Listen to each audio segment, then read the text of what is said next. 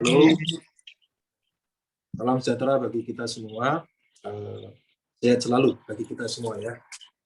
Baik, sebelum kita berdoa pagi hari ini, saya mengajak untuk kita semua merenungkan kebenaran firman Tuhan. Tema kita pagi hari ini adalah tentang mengubah pikiran. Jadi seringkali kehidupan kita itu digerakkan oleh dan dipengaruhi oleh pemikiran kita. Apa yang sering kita pikirkan itu yang membentuk diri kita. Jadi artinya hidup kita ini cenderung mengikuti apa yang menjadi pemikiran kita hari-hari ini. Nah, tentu sebagai orang percaya kita harus berusaha untuk mengubah pemikiran kita dan terus memastikan supaya pemikiran kita ini sesuai dengan kebenaran Kristus yang mengubahkan, yang memampukan kita untuk memiliki pola pikir seperti Kristus. Semakin baik kita memahami kebenaran Kristus, memampukan kita untuk memiliki cara berpikir seperti apa yang Kristus pikirkan. Dan bahkan kita akan terus diperlengkapi dengan cara berpikir yang benar.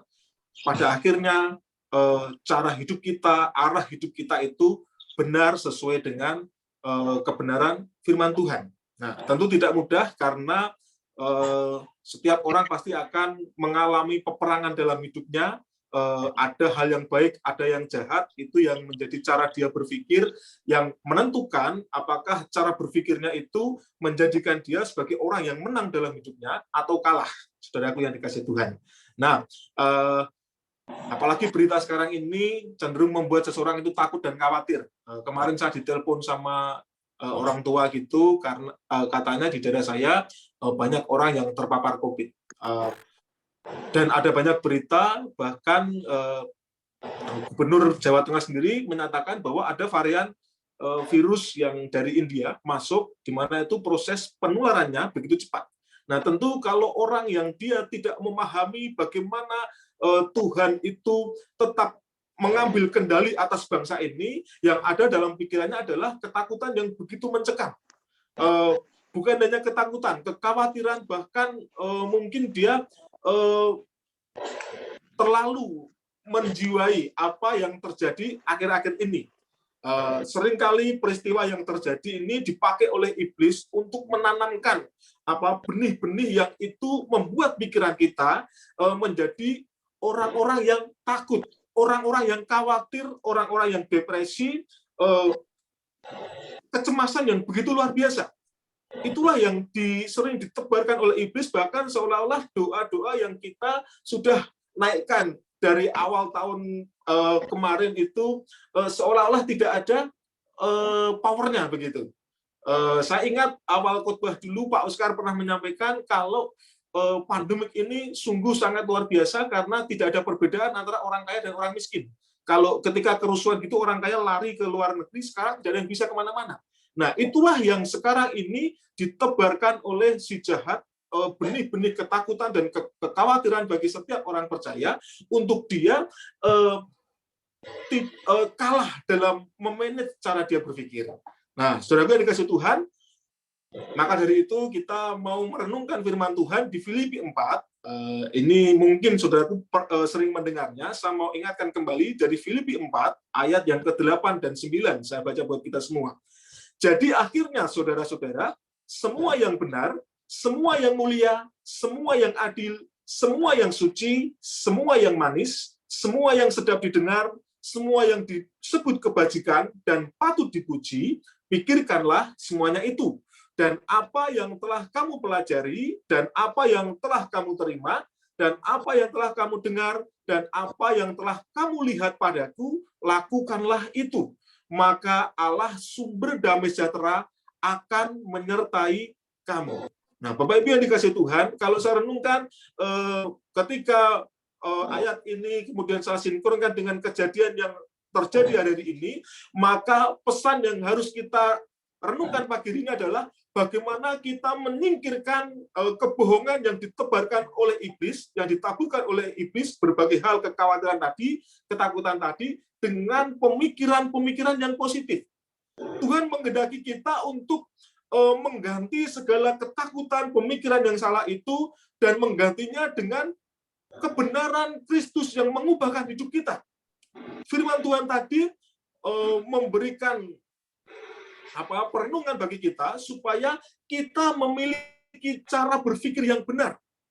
Cara berpikir seperti yang Kristus pikirkan, segala hal yang baik, segala yang benar, semua yang mulia, semua yang adil, semua yang suci, semua yang manis dan sedap didengar. Kalau berita-berita itu menyampaikan kabar buruk, maka kita akan menggantinya dengan berita yang baik dalam jiwa kita. Bahwa tentu selalu ada pertolongan Tuhan di dalam hidup ini. Kemarin ada teman-teman kita yang sakit, terbukti pertolongan Tuhan itu juga memampukan teman-teman kita ini mengalami bagaimana Tuhan juga turut bekerja dalam hidupnya, walaupun mengalami sakit penyakit. Kalaupun saat ini ada penyakit yang mungkin dokter katakan tidak ada obatnya, maka kita menggantikannya dengan pikiran Kristus, yaitu bahwa segala sesuatu pasti Tuhan tolong dan tidak ada sakit penyakit yang tidak bisa disembuhkan oleh Kristus. Kalau pandemik ini seakan tidak pernah berakhir, maka kita menggantikannya bahwa doa-doa yang sudah kita gaungkan dari awal tahun yang lalu sampai sekarang ini, pasti nanti Tuhan akan mengerjakannya dengan waktu Tuhan. Tidak ada pemikiran yang seolah doa kita ini tidak ada kuasanya. Kita ganti apa yang menjadi kebohongan si jahat ini dengan cara pikir Kristus. Doa yang kita naikkan pasti akan dijawab Tuhan dengan tepat pada waktunya. Amin. Nah, kita mengganti dengan kebenaran firman Tuhan yang mengubahkan hidup kita.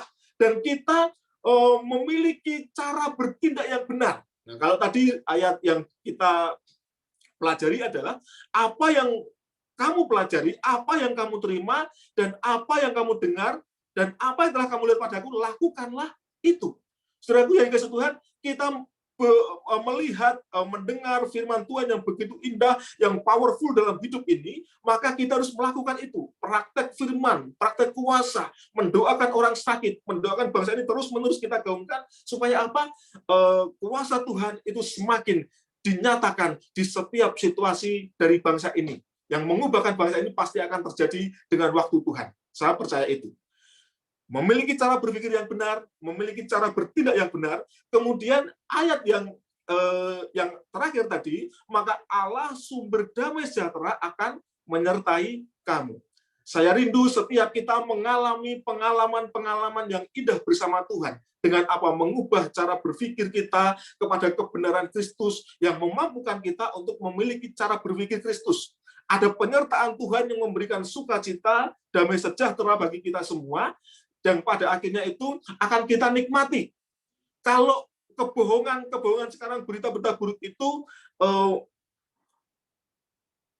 membuat kita khawatir, maka konsepnya adalah itu adalah cara iblis untuk menciptakan kebohongan yang mencuri damai sejahtera yang kita alami, mencuri sukacita yang kita alami di dalam Tuhan.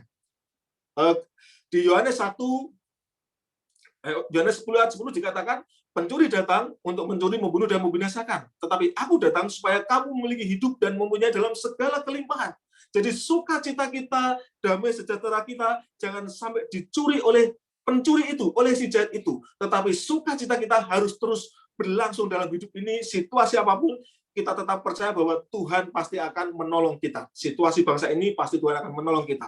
Itulah yang cara berpikir yang harus kita terapkan di hari-hari ini supaya kita terus dikuatkan dan bertumbuh di dalam Tuhan.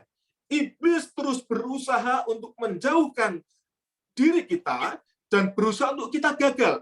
Ia rindu supaya kita memiliki kehidupan yang tidak sesuai dengan rencana Tuhan. Nah, itu harus kita lawan dengan cara berpikir yang benar. Kita lawan dengan cara berpikir bahwa Tuhan itu Immanuel, ada bersama-sama dengan kita. Maka dari itu kita harus mengenali, menyadari, dan berusaha untuk mengalahkan apa yang menjadi pekerjaan si jahat, dan kita harus terus mempraktekkan firman Tuhan dalam hidup ini. Mari Bapak Ibu, tidak banyak yang saya sampaikan, saya hanya mengingatkan setiap kita untuk kita bersama-sama berkomitmen mengubah pikiran kita sesuai dengan kebenaran Kristus, dan pastilah Tuhan akan menolong, Tuhan akan mengubahkan hidup kita. Dari penderitaan kepada kebahagiaan, dari kesukaran kepada berkat Tuhan yang kita alami. Dan oleh anugerah Tuhan, kita mengalami kelimpahan, kita mengalami kesembuhan, kita mengalami sukacita yang daripada Tuhan. Saya rindu gereja Tuhan dipenuhi oleh berkat, sukacita, dan damai sejahtera yang daripada Allah, yang pada akhirnya kita akan terus menyaksikan kasih Tuhan yang begitu luar biasa dalam hidup ini, dan orang-orang boleh diberkati dengan berkat Tuhan dan perbuatan Tuhan yang begitu ajaib yang dinyatakan dalam hidup ini. Mari kita berdoa, saudaraku. Tuhan Yesus, terima kasih buat pagi hari ini ya Tuhan, untuk kebenaran firman Tuhan yang sudah